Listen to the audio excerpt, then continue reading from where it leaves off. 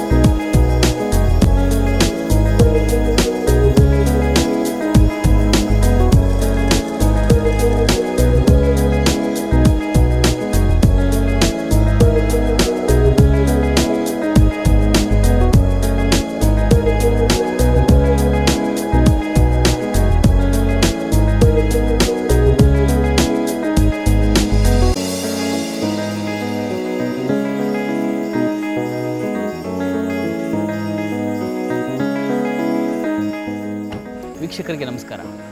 ಇವತ್ತು ನಾವು ಬಂದು ತಲುಪಿರ್ತಕ್ಕಂಥದ್ದು ಉತ್ತರ ಕನ್ನಡ ಜಿಲ್ಲೆಯ ಒಂದು ಪ್ರಸಿದ್ಧ ಕ್ಷೇತ್ರ ಯಾಣಕ್ಕೆ. ಯಾಣದಲ್ಲಿ ನೆಲೆಸಿದ್ದಾನೆ ಭೈರವೇಶ್ವರ ಸ್ವಾಮಿ. ಆ ಸ್ವಾಮಿಯ ದರ್ಶನವನ್ನು ಮಾಡಿಸ್ತೇನೆ. ಅದಕ್ಕೂ ಮುನ್ನ ನೀವು ಈ ಕ್ಷೇತ್ರಕ್ಕೆ ಬರೋದಾದರೆ ಹೇಗೆ ಬರಬೇಕು, ಇಲ್ಲಿ ಬಂದಂಥವರಿಗೆ ಉಳಿದುಕೊಳ್ಳುವಂಥ ವ್ಯವಸ್ಥೆಗಳು ಏನಿವೆ, ಅದೆಲ್ಲದರ ಒಂದು ಪುಟ್ಟ ಮಾಹಿತಿ ಇಲ್ಲಿದೆ ನೋಡಿ.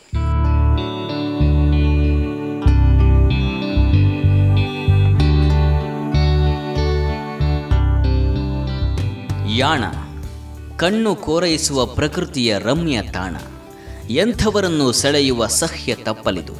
ಇಂಥ ಕ್ಷೇತ್ರಕ್ಕೆ ಬೆಂಗಳೂರಿನಿಂದ ನೀವು ಬರೋದಾದರೆ ಮೊದಲು ಶಿರಸಿಯನ್ನು ತಲುಪಬೇಕು.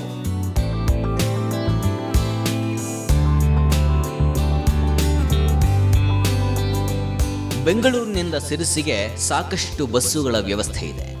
ಆ ಬಸ್ಸುಗಳ ವಿವರ ಹೀಗಿದೆ ನೋಡಿ. ಐರಾವತ ಹೊರಡುವ ಸಮಯ ರಾತ್ರಿ 11ಕ್ಕೆ, ಇದರ ದರ 690 ರೂಪಾಯಿ.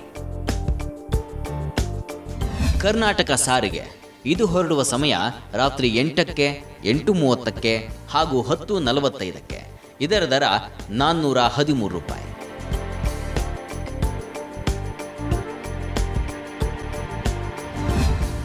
ಇನ್ನು ರಾಜಹಂಸ ಇದು ಹೊರಡುವ ಸಮಯ ರಾತ್ರಿ 7ಕ್ಕೆ, 9:30ಕ್ಕೆ, 10ಕ್ಕೆ ಹಾಗೂ 10:30ಕ್ಕೆ, ಇದರ ದರ 581 ರೂಪಾಯಿ.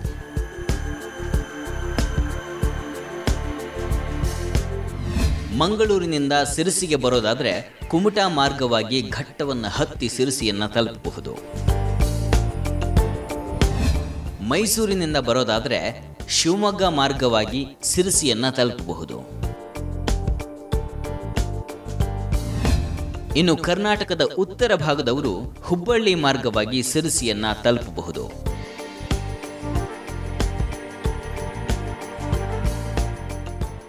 ಶಿರಸಿಯಿಂದ ಕಾರವಾರ ರಸ್ತೆಯಲ್ಲಿ 5 ಕಿಲೋಮೀಟರ್ ಸಾಗಿದರೆ ನಿಮ್ಮ ಬಲಭಾಗಕ್ಕೆ ಒಂದು ರಸ್ತೆ ಸಾಗುತ್ತೆ.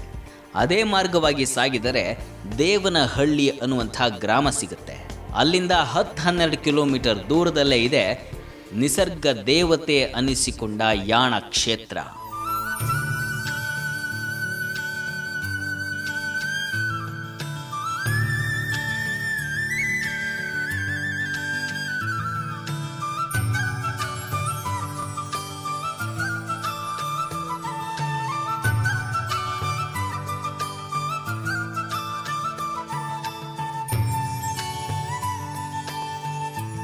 ಇಲ್ಲಿಗೆ ಬರುವಂಥವರು ಕುಮಟಾ ಮಾರ್ಗವಾಗಿಯೂ ಬರಬಹುದು.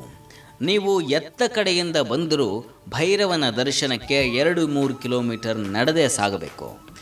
ಇಲ್ಲಿ ಉಳಿಯಲಿಕ್ಕೆ ಯಾವುದೇ ಲಾಡ್ಜ್ಗಳ ವ್ಯವಸ್ಥೆ ಇಲ್ಲ. ಕುಮಟಾದಲ್ಲಿ ತಂಗಿ ಬರಬೇಕು ಅಥವಾ ಶಿರಸಿಯಲ್ಲಿ ಉಳಿದು ಬರಬೇಕು. ಅಂದಹಾಗೆ ಇಲ್ಲಿ ಬರುವಂಥ ಯಾತ್ರಿಕರು ಬಹುಮುಖ್ಯವಾಗಿ ಗಮನಿಸಬೇಕಾದ ಅಂಶ ಅಂದರೆ ಇಲ್ಲಿ ತಿಂಡಿ ಊಟಕ್ಕೂ ಸಮಸ್ಯೆ ಇದೆ. ನೀವು ಬರುವಾಗಲೇ ಏನನ್ನಾದರೂ ಕಟ್ಟಿಕೊಂಡು ಬಂದರೆ ಈ ಕ್ಷೇತ್ರವನ್ನು ದರ್ಶನ ಮಾಡಿ ವಾಪಸ್ಸು ತೆರಳಬಹುದು. ಹಾಗೆ ಬಂದ ಯಾತ್ರಿಕರಿಗೆ ಎಳನೀರು, ಕೋಕಂ ಜ್ಯೂಸು ಸಿಗುತ್ತೆ. ಅದು ಬಿಟ್ಟರೆ ಖಾಲಿ ಹೊಟ್ಟೆನೇ ಗತಿ. ಮೂಲತಃ ಈ ಕ್ಷೇತ್ರವನ್ನು ಭೈರವ ಕ್ಷೇತ್ರ ಅಂತ ಕರಿತಾ ಇದ್ದರು. ಇತ್ತೀಚೆಗೆ ಇದು ಯಾಣ ಅಂತ ಬದಲಾವಣೆಯಾಗಿದೆ ಹೆಸರು. ಅಂದಹಾಗೆ ಯಾಕೆ ಈ ಕ್ಷೇತ್ರಕ್ಕೆ ಯಾಣ ಅಂತ ಬಂತು ಅಂತ ನೋಡಿದ್ರೆ ಅದಕ್ಕೊಂದು ಕಥೆ ಇದೆ. ಏನು ಅಂತಂದರೆ, ಆಗಿನೂ ಬ್ರಿಟಿಷರು ನಮ್ಮನ್ನು ಆಳ್ತಾ ಇದ್ದರು.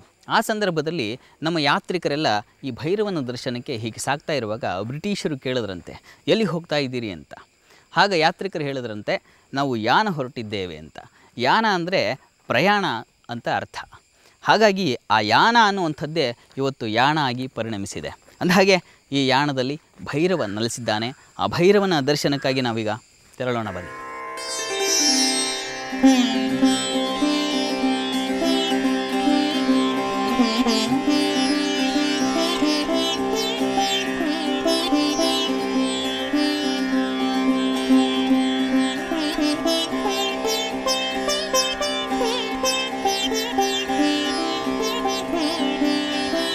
ಕಣ್ಮನಗಳಲ್ಲಿ ಪ್ರಕೃತಿಯನ್ನು ತುಂಬಿಕೊಳ್ಳಲಿಕ್ಕಾಗಿ ಯಾಣ ಯಾತ್ರೆಯನ್ನು ಕೈಗೊಳ್ಳಬಹುದು.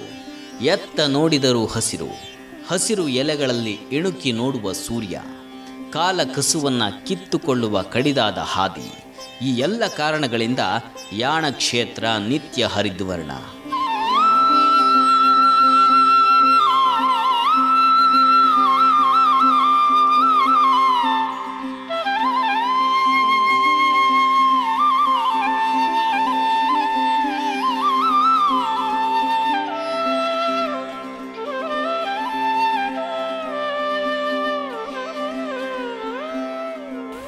ಈ ಯಾಣ ಕ್ಷೇತ್ರದಲ್ಲಿ ಹಲವಾರು ತೀರ್ಥಗಳನ್ನು ಕಾಣ್ತೀವಿ.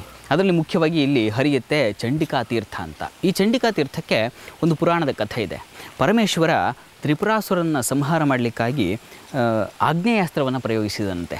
ಆ ಆಗ್ನೇಯಾಸ್ತ್ರ ಈ ಸಹ್ಯಾದ್ರಿಯ ಪರ್ವತ ಶಿಖರಕ್ಕೆ ಬಿದ್ದು ಜ್ವಾಲೆಯಾಗಿ ಉರಿತಾ ಇತ್ತಂತೆ. ಆ ಸಂದರ್ಭದಲ್ಲಿ ಆ ಪರಶಿವನೇ ಆ ಜ್ವಾಲೆಯನ್ನು ನಂದಿಸಲಿಕ್ಕಾಗಿ ಗಂಗೆಯನ್ನು ಉತ್ಪತ್ತಿ ಮಾಡಿದನಂತೆ.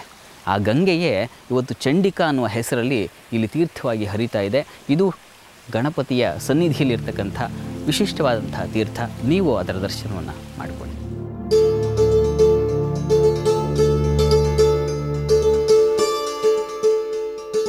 ಈ ಚಂಡಿಕಾ ಹೊಳೆಯ ಪಕ್ಕದಲ್ಲೇ ಮಹಾಗಣಪತಿಯ ಸನ್ನಿಧಿ ಇದೆ. ಗಣಪತಿಯ ದರ್ಶನವಾದ ಮೇಲೆಯೇ ಭೈರವನ ದರ್ಶನ.